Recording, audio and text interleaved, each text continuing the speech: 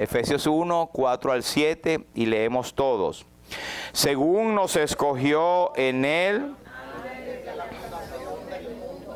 para que fuésemos santos y sin mancha delante de Él, en amor habiéndonos predestinado para ser adoptados hijos suyos por medio de Jesucristo, según el puro afecto de su voluntad, para alabanza de la gloria de su gracia, con la cual nos hizo aceptos en el amado, en quien tenemos redención por su sangre, el perdón de las riquezas de su gracia.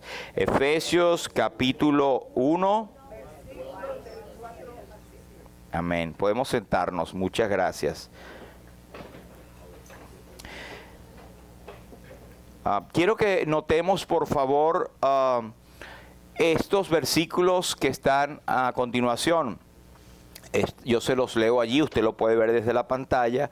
Juan capítulo 1, versículo 32 nos dice: también dio Juan testimonio diciendo, vi al Espíritu que descendía del cielo como paloma y permaneció sobre él. Juan el Bautista dando testimonio del Espíritu Santo bajando en forma de paloma para dar testimonio de Jesús. Juan 1 y 34, dos versículos más adelante, Juan el Bautista dice, y yo le vi. Quiere decir que es algo personal que el Espíritu Santo le hizo hablar, le hizo hacer. Yo le vi y he dado testimonio de que es este el Hijo de Dios. Juan 15 y 26, el Señor Jesucristo habla y dice, pero cuando venga el Consolador, a quien yo os enviaré del Padre, el Espíritu de verdad, el cual procede del Padre, Él dará testimonio de mí. Vamos a explicar esta página. Allí al principio tenemos la palabra testimonio. En el segundo versículo testimonio y en el tercer versículo testimonio. Pero cada uno de esos testimonios vienen como decir, impulsados por el poder del Espíritu Santo.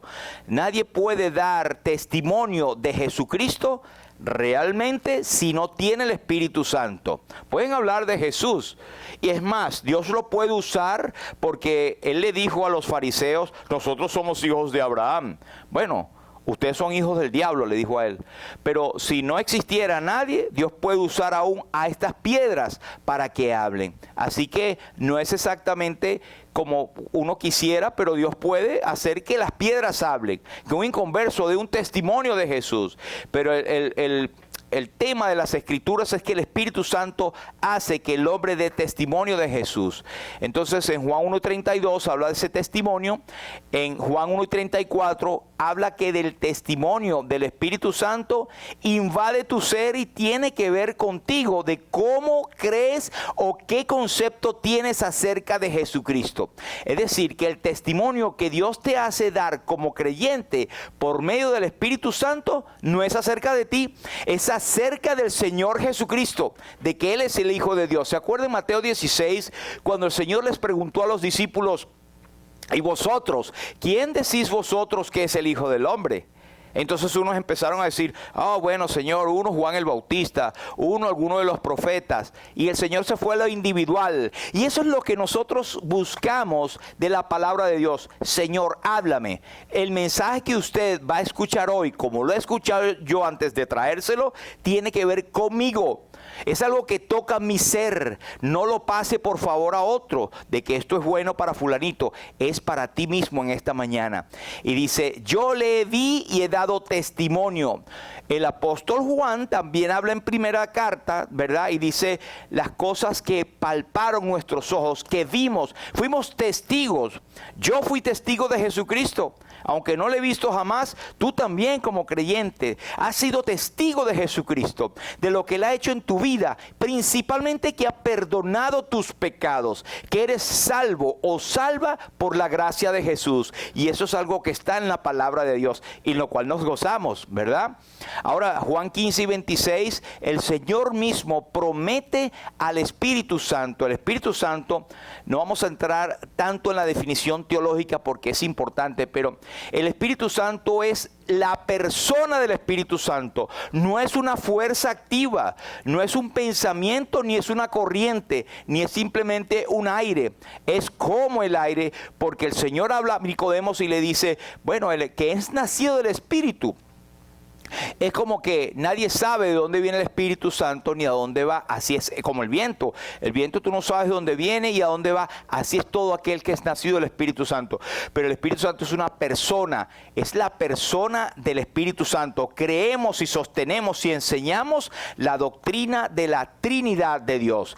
Padre, Hijo y Espíritu Santo. Un solo Dios, pero tres personas distintas. Y usted... yo puedo cometer el error, pero usted no me oirá a mí diciendo, Padre, te doy gracias porque moriste en la cruz. El Padre no murió en la cruz. Ahora, es el mismo Dios. Cristo murió en la cruz como Hijo. El Espíritu Santo no murió en la cruz. Pero el Padre amó, el Hijo se entregó y el Espíritu Santo nos hace conocer esa verdad. Amén. Así que al Espíritu Santo, como la persona de Dios, se le puede entristecer, se le puede opacar, se le puede mentir, en el sentido de que usted intente, pero no puede, ¿verdad? Pero está la acción. ¿Se acuerdan de Ananías y Zafira? ¿Se acuerdan de en Hechos capítulo 5 también aquellos que vinieron a traer esa ofrenda delante de los apóstoles y dijeron... allí en Ananías y Zafira, en el capítulo 5, que vendimos tal heredad y mintieron al Espíritu Santo, sustrayendo la heredad. Y el apóstol dijo, ustedes no han mentido a los hombres, han mentido a Dios. Y después dijo, ustedes han mentido al Espíritu Santo, porque el Espíritu Santo es Dios, el Hijo es Dios, el Padre es Dios. Amén. Así que Cristo lo hace en Juan 15 y 26, y Él dice, conviene que yo me vaya, porque aquellos querían retenerle. Pero no se preocupen, yo no os dejaré huérfanos. Para cuando yo me voy, yo rogaré al Padre para que mande el otro Consolador. Y dice, yo enviaré del Padre el Consolador, el Espíritu de verdad, el cual procede del Padre y Él dará testimonio de mí. Así que el Espíritu Santo, si usted asiste a algún culto, alguna reunión donde el énfasis está en la persona que predica, en el profeta tal, en las profecías que da, eso no es un culto que está dirigido por el Espíritu Santo. El Espíritu Santo siempre alumbra y da gloria al Señor Jesucristo. Él toma de lo del Padre y lo le dijo y nos lo da a entender. Y Él hace, el Espíritu Santo, que nosotros terminemos adorando al Señor Jesucristo por medio del Espíritu Santo. La otra palabra en Romanos 8 y 16 nos dice, el Espíritu mismo da testimonio a nuestro espíritu de que somos hijos de Dios. Otra vez, la palabra testimonio. La palabra testimonio tiene que ver con dar razón de algo o de alguien con certeza. Eso es lo que el Espíritu Santo hace. ¿Sabe qué? Da testimonio a nuestro espíritu de que somos hijos de Dios. El creyente muchas veces puede tener una duda, caramba, me siento como que si no soy salvo, y el ser salvo no es sentir, es creer. Es creer. Ahora, que Él te llena de su gozo, sí. Y que cuando el creyente peca, entonces hay una corte de comunión, un corte de la comunión, del gozo, se te puede ir, pero la salvación no se te va. Pero el Espíritu mismo da testimonio a nuestro espíritu de que somos hijos de Dios. Y por último, en Hechos 1 y 8, y no es exhaustivo, simplemente algunos versículos, el Señor asocia el Espíritu Santo, al Espíritu Santo con el poder. Dice, pero recibiréis poder cuando haya venido sobre vosotros el Espíritu de verdad, el Espíritu Santo, y me seréis testigos en Jerusalén, en toda Judea, en Samaria y hasta lo último de la tierra. ¿Sabe a quiénes se está dirigiendo eso? A sus discípulos, ¿verdad? Pero la iglesia acababa de nacer. La iglesia estaba naciendo y esa es la primera función de nosotros como creyentes. Anunciar el Evangelio de Jesucristo y dar testimonio de Cristo. Uno de los primeros testimonios fue Juan el Bautista. Yo le vi y doy testimonio. ¿Tú le viste? ¿Eres salvo? Dígame, hermano, por lo menos. Sí, ¿verdad? Bueno, tenemos que dar testimonio con nuestras vidas, nuestra conducta, nuestra palabra de que somos hijos de Dios. y de que Cristo vive y Cristo es el Salvador del mundo. Y que podemos decir como Isaías: he aquí que el brazo de Jehová no se ha cortado para salvación, ni su oído se ha agravado para oír, y aún hay oportunidad de salvación para todo aquel que cree. Amén. Y decimos junto con el Señor Jesucristo ese famoso versículo de San Juan capítulo 3 versículo 16. Porque de tal manera amó Dios al mundo que ha dado a su Hijo unigénito, para que todo aquel que en él cree no se pierda, mas tenga vida eterna. Amén. Como es, a lo mejor usted lo sabe, pero hemos estado estacionados, por así decirlo, en la profecía de Zacarías, y hemos visto y nos hemos gozado, por lo menos yo, de las profecías, las visiones que ha tenido el profeta, que son unas revelaciones tan fascinantes de la obra de Cristo y de la presencia de Cristo. En el Antiguo Testamento, Cristo está manifestado, ¿sabía? Esos son lo que lo llaman los teólogos las teofanías, es decir, las apariciones tempranas de Dios. Cuando usted lee en la Biblia el ángel de Jehová, tiene características, atributos divinos. El ángel de Jehová dijo a Jehová. ¿Y qué es eso? El ángel de Jehová. Porque son las personas de la Trinidad. Y tenemos en el Antiguo Testamento la Trinidad también. Pero no voy a llegar en ese momento allí. Pero quiero que vea, digamos, el versículo clave que vamos a estar hablando en esta mañana, en Zacarías capítulo 4, versículo 6, que dice: esta es la palabra de Jehová, que dice: no con ejército ni con fuerza, sino con mi espíritu, ha dicho Jehová de los ejércitos. Vamos a leerlos todos desde la pantalla. Esta es palabra de Jehová que dice: no con ejército ni con fuerza, sino con mi espíritu, ha dicho Jehová de los ejércitos. Amén. Así que nuestro título es La visión del candelabro. La visión del candelabro. Hemos estado viendo, creo que esta es la quinta visión. No vimos todas las 5, creo que vimos 4, ¿verdad? Nos faltó allí la de los carpinteros, pero podemos verlos después. El asunto es que esto está en uno de los capítulos, el capítulo 4. Sabemos que Zacarías es el libro que he citado muchas veces, más de 40 veces en el Nuevo Testamento, con solo esos 14 capítulos. Y es un libro que tiene profecías cargadas cuando habla de la entrada triunfal a Jerusalén, habla de la venida de Jesús en el reino, de posar sus pies en el monte de los olivos, habla de la traición que él tuvo lugar, ¿verdad?, en esta tierra. Muchas cosas en esta profecía, que fue aproximadamente 530 antes de Cristo. Entonces vamos a Zacarías capítulo 4, versículos 1 al 14, por favor. Zacarías capítulo 4, ahí está. Ese, cuando dice ese ángel, cuando volvió, el versículo 1, ese es el ángel de Jehová, del cual hemos estado hablando en los capítulos anteriores. Una de las que más me fascinó a mí fueron 2, la niña de sus ojos y también el Cristo, el ángel de Jehová entre los mirtos, ¿se acuerda? Entre los árboles más pequeñitos, Él está entre las cosas más pequeñas que nosotros podemos pensar, pero Él está presente en cada uno de nosotros, aún en los detalles de nuestras vidas. Entonces leemos, dice: volvió el ángel que hablaba conmigo y me despertó como un hombre que es despertado de su sueño. Y me dijo: ¿qué ves? Y respondí: he mirado y he aquí un candelabro todo de oro, con un depósito encima y sus 7 lámparas encima del candelabro y 7 tubos para las lámparas que están encima de él. Y junto a él 2 olivos, el uno a la derecha del depósito y el otro a su izquierda. Proseguí y hablé diciendo a aquel ángel que hablaba conmigo: ¿qué es esto, Señor mío? Y el ángel que hablaba conmigo respondió y me dijo: ¿no sabes qué es esto? Y dije: no, Señor mío. Entonces respondió y me habló diciendo, esta es la palabra de Jehová a Zorobabel, que dice, no con ejército ni con fuerza, sino con mi espíritu, ha dicho Jehová de los ejércitos. ¿Quién eres tú, oh gran monte? Delante de Zorobabel serás reducido a llanura.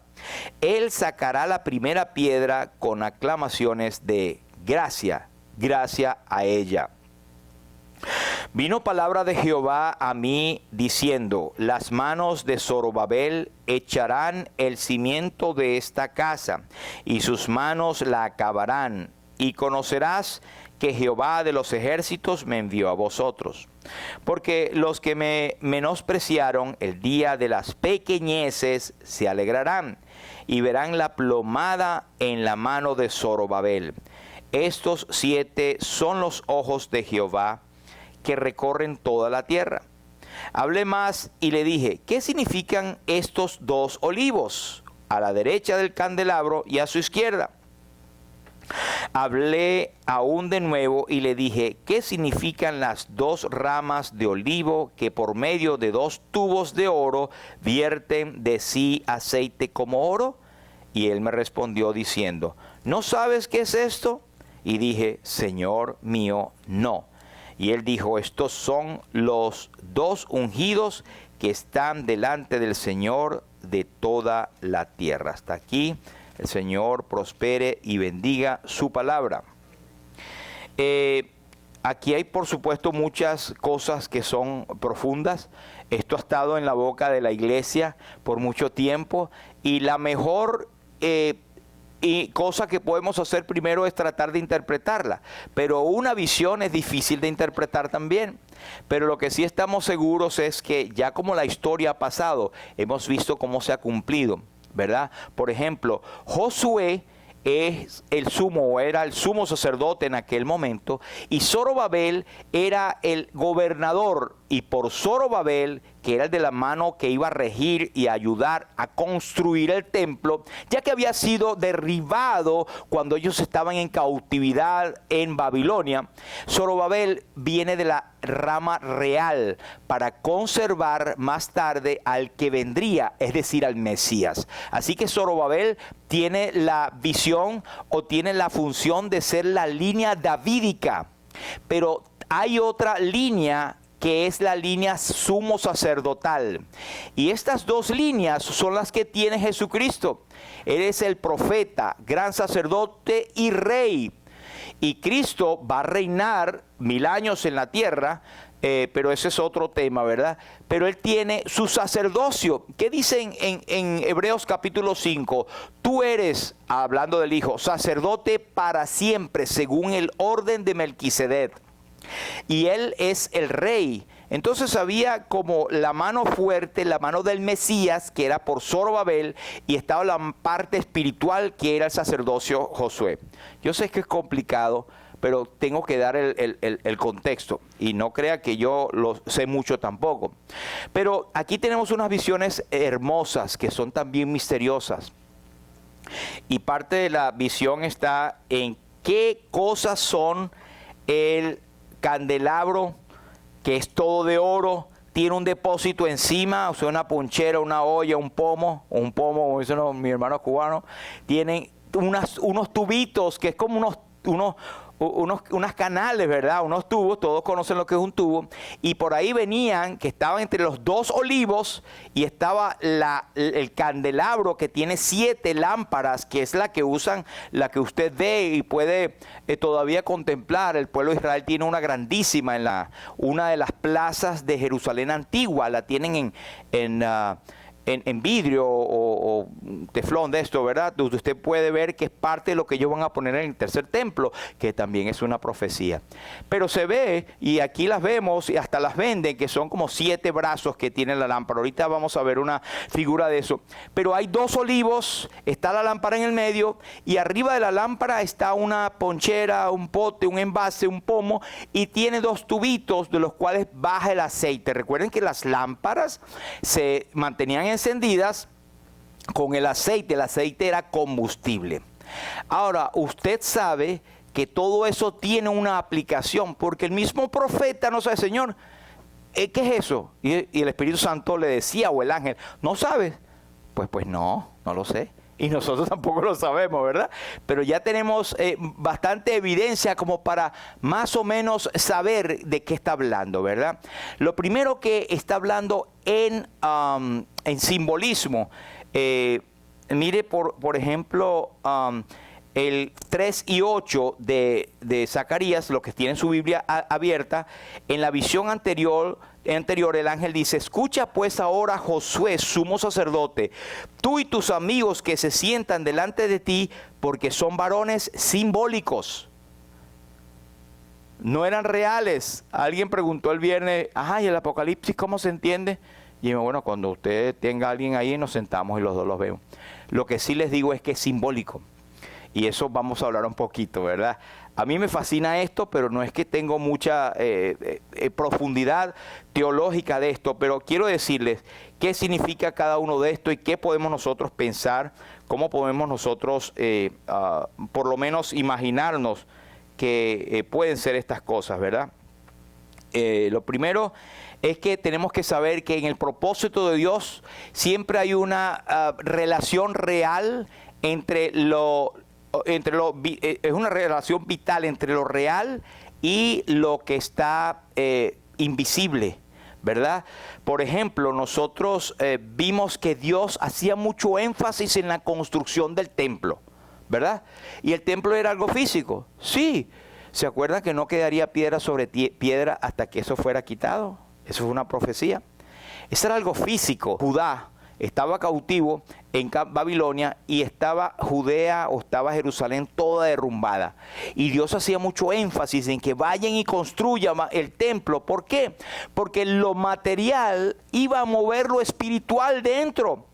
Hermanos, si nosotros estamos en la dispensación de la gracia, el templo para nosotros, esto no es un templo, le digo, aunque hay algunos que le llaman, vamos al templo. Esto no es un templo. ¿Sabe quién es el templo? Nosotros somos templos. ¿De quién somos templos? Del Espíritu Santo. Y lo dice la Biblia. Ahora, este es un local. Ustedes se dan cuenta cuando pasamos el chat, vamos a trabajar en el local de Lumbrera. A veces algunos dicen, sí, vamos a la iglesia, porque lo asocian, pero tampoco esta es la iglesia.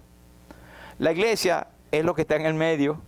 Son los creyentes en Cristo. Eso lo tenemos, ¿verdad?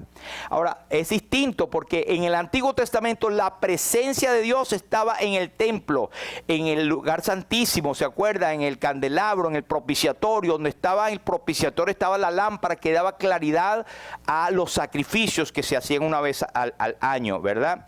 Pero aquí, al lado, más allá, en todas partes, donde está la palabra de Dios y se predica la Biblia, allí donde están 2 o 3 congregados en el nombre de Jesús, allí está Él en medio de su pueblo. Así que podemos decir que aquí está el Espíritu Santo, aquí está el Señor en medio y aquí está el Padre con nosotros. Amén. Así que no tenemos nada que envidiar ni por qué preocuparnos. Pero sí les digo, ¿por qué digo esto? Porque cuando nosotros hicimos esta remodelación, que se tomó la decisión, nosotros pues hubo un ánimo que todavía hay, porque lo físico trae a lo espiritual, hermanos. Uno se anima, hay comunión hermanable, hay alegría, y esto lo estamos disfrutando todavía.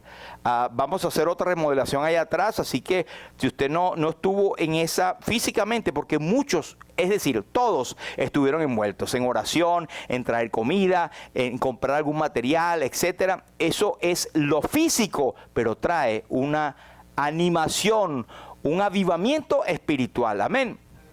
Por eso es importante. El templo de Dios debía ser para su pueblo un testimonio de Él.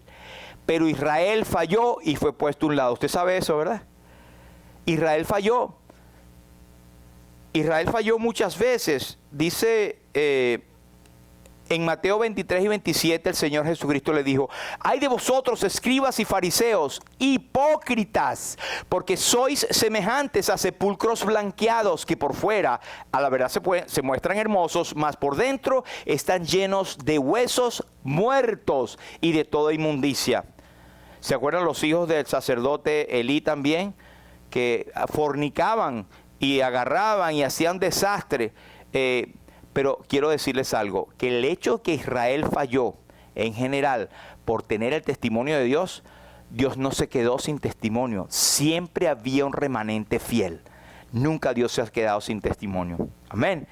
Durante la iglesia, que es eso, la otra parte que les vengo a decir, es que la iglesia también ha fallado durante la historia, pero nunca Dios se ha quedado sin testimonio. Siempre hay y hubo un grupito fiel durante la historia, de los más negros de la historia, la persecución y las cruzadas que buscaban a los cristianos, y cuando habían matando a los que no estaban de acuerdo con la santa religión católica, venía la Inquisición. Todos los que murieron, hermanos, sin embargo, Dios siempre conservó grupitos fieles. Dice el Señor en San Pedro 2:15, han dejado el camino recto y se han extraviado siguiendo el camino de Balaam, hijo de Beor, el cual amó el premio de la maldad. Eso es representando a Israel. En Habacuc 1:2, que ya lo leímos, dice, ¿hasta cuándo, Jehová, clamaré y no oiréis? Y daré voces a ti a causa de la violencia y no salvarás. Habacuc estaba cansado de ver a su pueblo sufriendo porque ellos habían dejado el testimonio de Dios. ¿Ok? Es una advertencia para nosotros. Pero el candelero no era todo lo necesario. Tenía que haber algo. Si tú tenías el candelabro y no tenías la alimentación del aceite, no prendía. Si no tenías el fuego, no servía. Entonces, sin aceite es emblema o tipo del Espíritu Santo. ¿Sabía eso? El aceite es sinónimo del Espíritu Santo, o es una figura, el aceite del Espíritu Santo. ¿Se acuerdan? El segundo capítulo de Primera de Juan, cuando dice, mas vosotros tenéis la unción del Santo y conoceréis todas las cosas. La unción es como el echar aceite en la cabeza, y es lo que el Espíritu Santo en su función hace. Él nos envuelve con la gracia de Dios. Entonces, así que el mensaje de esta visión es que hasta un candelero de oro podía venir a ser un tropezadero. No nos guiemos por las cosas físicas, hermanos. O una persona creyente, o una persona que parece creyente, va a dar momentos de testimonio que no es del Espíritu Santo. Ahí está una foto más o menos, a algunos les costará ver, o sí o no, ¿se ve bien? El misterio del candelabro de oro y los dos olivos. Ahí está Zacarías y está el ángel explicándole a él, y más o menos se ve la lámpara como es. Esta lámpara a la mano izquierda de ustedes es una representación, pero aquí está más o menos, si ustedes lo logran ver, los dos olivos de lado y lado, dos árboles de la cual se saca, y se acuerda, si usted tiene esto en su mente, cuando Jesús fue al monte de Getsemaní. La palabra Getsemaní quiere decir prensa de olivo. Ese monte, tuvimos el privilegio de estar allí, todavía existen los olivos, y allí se sacaba, se prensaba y se salía el aceite precisamente para esto y otras funciones. Pues el olivo nos habla del suplir de Dios sobrenatural. Miren los dos tubitos que bajan y la ponchera o el envase que tiene encima de la lámpara, que está continuamente alimentando. Todo es de oro.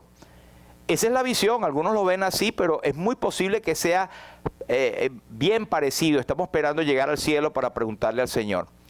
Esa es la visión del candelabro, ¿verdad? Pero resulta que esa visión tenía, ¿qué son los dos olivos? El olivo 1 y el olivo 2. Él dice que junto a él dos olivos, el uno a la derecha del depósito y otro a su izquierda.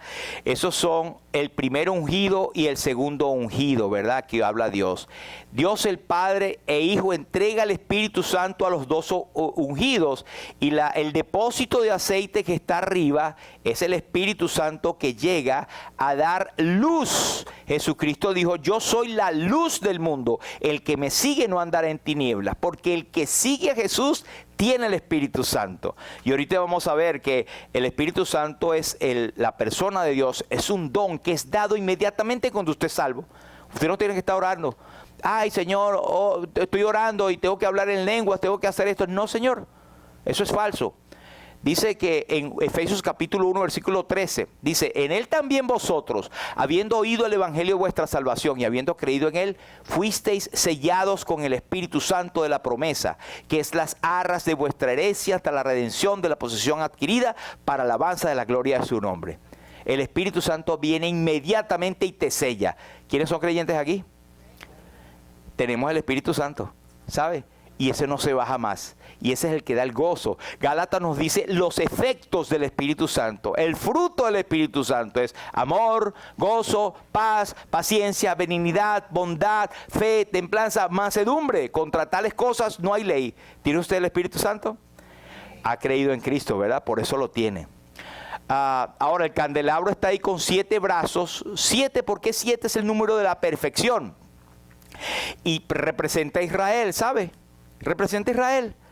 Pero resulta y pasa que en Apocalipsis se nos habla antes del capítulo 4, porque en el capítulo 3 y 22 del Apocalipsis dice, sube acá. Ya no se menciona más la iglesia. Y eso se asocia al arrebatamiento. Cristo viene a levantar la iglesia. Ahora somos nosotros los que somos la lámpara. No es Israel ahora. Ahora Israel está mezclado con nosotros porque en Cristo no hay judío ni hay gentil. Todos somos uno en Cristo.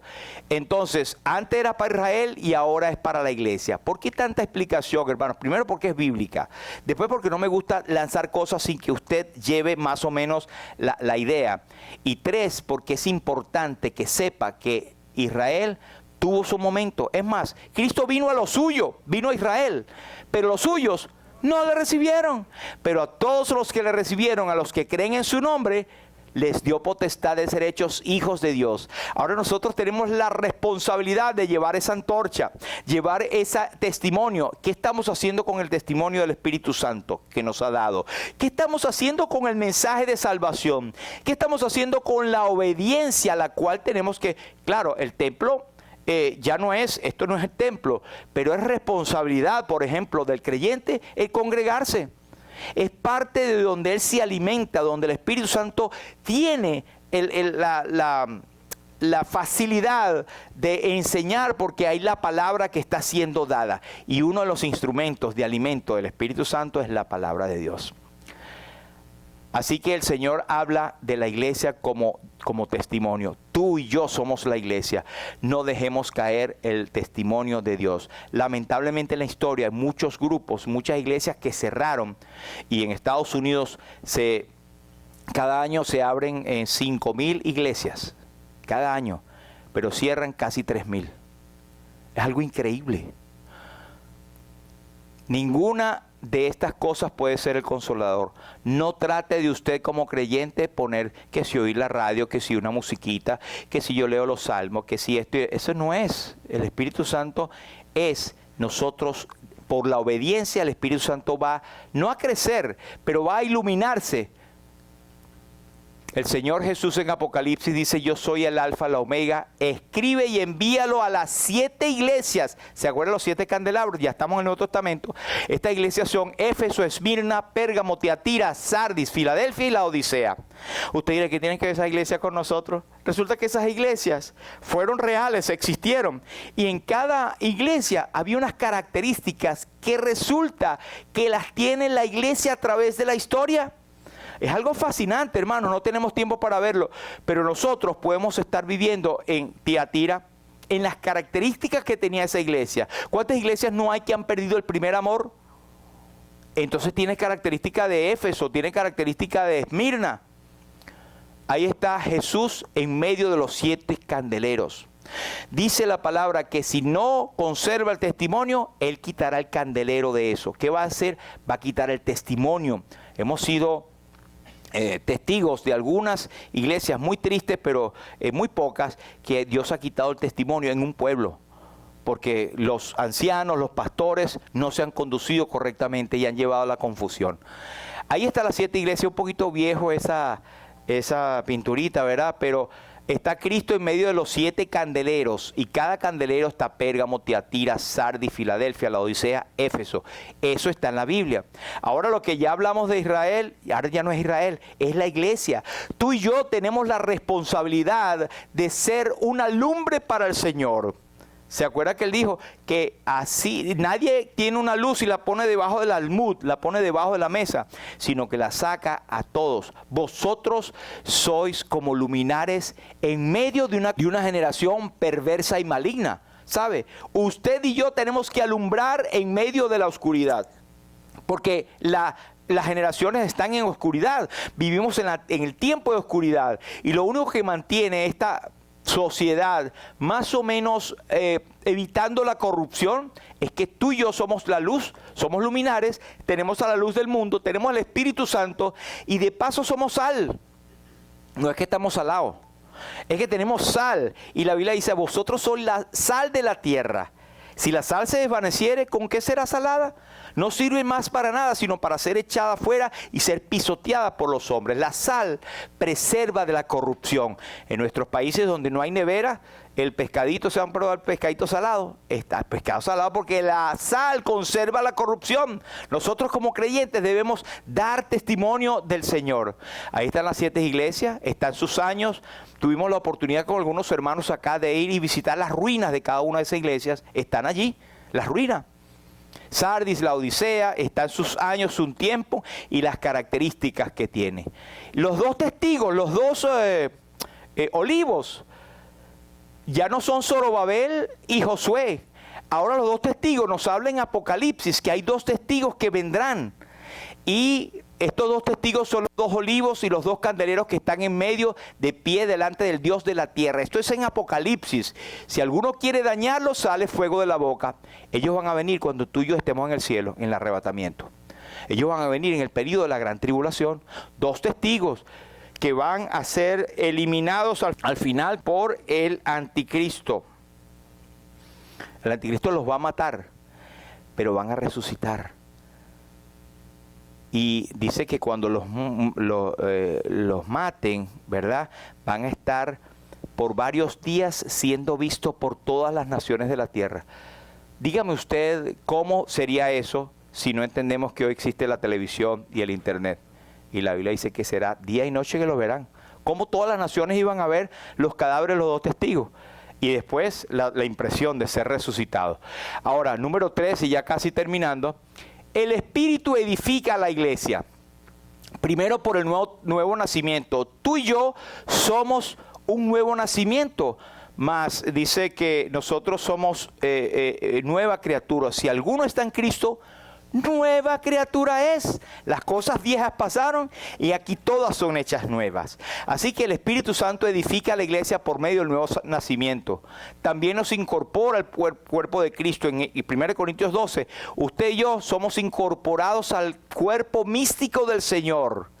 Y Él nos guía a la verdad por medio de la palabra. Si usted no se alimenta de la palabra, usted está apagadito en espíritu, se lo digo. Edifica la iglesia mediante los dones espirituales, y los dones los reparte ¿dónde? En su casa, viendo TikTok. En la iglesia es que Dios levante a hombres y mujeres con dones para brillar mejor para Cristo. Amén. 4, evitemos entonces el mal testimonio, porque el mal testimonio es aquel creyente que lo da cuando no está obedeciendo al Señor. Por lo cual hay muchos debilitados y enfermos entre vosotros, y otros duermen. En 1 Corintios 11, ¿sabe qué dice dormir? No es echarse unas fiestecitas, es que Dios los quita del mundo cuando no son para su gloria. El Señor nos guarde, y el Señor es fuego consumidor, aunque Él es gracia perdonadora. No contristéis al Espíritu Santo de Dios, con el cual fuisteis sellados. Usted sabe cómo puede contristar al Espíritu Santo: mintiendo, ocultando, teniendo sentimientos que no son correctos hacia otras personas. Y al que sabe hacer lo bueno y no lo hace, le es pecado. No apagar el Espíritu con indiferencia, incredulidad o resistencia. Por ejemplo, si usted está recibiendo ahora mismo un llamado del Espíritu Santo, lo dejo para después, parece verdad, pero yo no me voy a preocupar por eso ahorita. El Espíritu Santo está hablando Entonces es algo que hay que tenerlo en cuenta porque es Dios. No me mire a mí, es la palabra que hemos estado leyendo. Confesar y abandonar pecados ocultos para que la luz no sea apagada. Hay personas que tienen, ¿cómo se llama eso? Broncas, piques, culebras, qué sé yo, cosas en el corazón contra otros, contra familiares que ya se murieron. Esa tía se me fue, pero esa tía yo nunca la perdono, por ejemplo. O por hermanos en Cristo, eso es peor. No podemos, hermanos, no podemos tener de la misma fuente agua viva, agua potable y también sacar veneno. No se puede. Confesar y abandonarlo, permanecer en obediencia y en oración y tener el alimento de la palabra de Dios. Así que terminamos con el propósito de que tú has sido salvo. Y si no lo eres, por alguna circunstancia que alguno cree que es salvo, y Dios le muestra en esta mañana que no tiene seguridad de salvación, hoy es el tiempo aceptable, hoy es el día de salvación. Si oyes hoy su voz, no endurezcas tu corazón. Cristo murió en la cruz del Calvario para llevar tu pecado y mi pecado, pero no es que murió por todo el mundo y a todos somos salvos. Tenemos que apropiarnos de esa salvación. Cristo murió a favor de todo el mundo, pero su salvación, aunque es suficiente para todos, es eficiente para aquel que cree. Si no tienes a Cristo, pues aprovecha hoy. Y si eres creyente como yo, únete a mí en decir: Señor, examíname mi corazón. Yo quiero servirte, quiero ser un testimonio que cuando yo ande puedan decir: oh, este es un cristiano evangélico. Yo quiero ser como ella o como él. Quiero brillar. Mira, cuéntame más de tu fe. Entonces Él nos escogió antes de la fundación del mundo para que fuésemos santos y sin mancha delante de Él, en amor, habiéndonos predestinados para ser adoptados hijos suyos por medio de Jesucristo, según el puro afecto de su voluntad, para alabanza de la gloria de su gracia, con lo cual nos hizo aceptos en el amado. Y recalca la alabanza a Cristo, en quien tenemos redención por su sangre, el perdón de pecados, según las riquezas de su gracia. En conclusión, número 1, Israel falló, pero se dio testimonio a través del templo en el pasado. Ya no es más el templo. Así que cuando usted vea los famosos judaizantes que están por allí, están pero bien atrás, están quedados en el aparato y están en condenación si no tienen el Evangelio de Jesucristo. Número 2, la iglesia da testimonio en el presente y ahí estamos tú y yo. Número 3, el Espíritu edifica la iglesia. No es el pastor, no son los pastores, no son los ancianos, es el Espíritu Santo. Y el soberano de esta iglesia es Cristo Jesús. Y número 4, evitemos contristar al Espíritu Santo. Usted sabe cómo, ¿verdad? Ya lo hablamos. Así que esto es, hermanos, una advertencia, una exhortación, una enseñanza. Sé que mi naturaleza es explicar, tratar de ser en detalle, pero no me voy a disculpar por eso. Es la palabra de Dios que está acá. Y quiero que usted se anime y le guste también como me fascina a mí la palabra de Dios. Aquí tenemos ilustraciones hermosas de lo que tú y yo debemos hacer. Amén. Vamos a orar. Padre, en el nombre de Jesús, queremos darte las gracias por la palabra tuya. Es viva, es eficaz, es más cortante que toda espada de dos filos. Y sentimos, oh Dios, que ciertamente penetra hasta partir el alma, los pensamientos, discierne todas las intenciones del corazón. Ayúdanos a crecer en ti, Señor, y que podamos ser vasos limpios, como esos tubos, esos conductos que alimentaban a la lámpara para que tu Espíritu pueda fluir a través de nosotros. Guárdanos del pecado, guárdanos de la indiferencia, guárdanos de la flojera tal vez, guárdanos de todo lo que no convenga y que te desagrade a ti, Señor. Ayúdanos, y en esta mañana nosotros hacemos el compromiso, y yo aquí levanto mi mano públicamente, Señor, hago el compromiso de dejar todo lo que no te agrade y de buscar el perdón de mis pecados diarios, que no me condenan a salvación, pero me condenan o me cercenan o me limitan la comunión contigo, el gozo contigo y el poder de testificar. Señor, límpiame y lávame. Yo te pido que cada uno de nuestros hermanos aquí pueda tener ese compromiso y salga, Señor, renovado por tu Santo Espíritu, que salga con esos conductos limpios donde tu Santo Espíritu, el aceite representado, pueda generar esa flama, ese fuego, y que lejos esté de nosotros el apóstol con su consejo nos caiga a nosotros: no entristezcáis, no apaguéis el espíritu. Ayúdanos, Señor, a que tú brilles a través de nosotros. Te damos la gloria a ti, Señor, y te damos la alabanza. Y si hay alguno que no es salvo, que hoy pueda ser el tiempo en que pueda aceptar y reconocer a Cristo, creyendo en Él como su Señor y Salvador. En el nombre precioso de Jesús. Amén.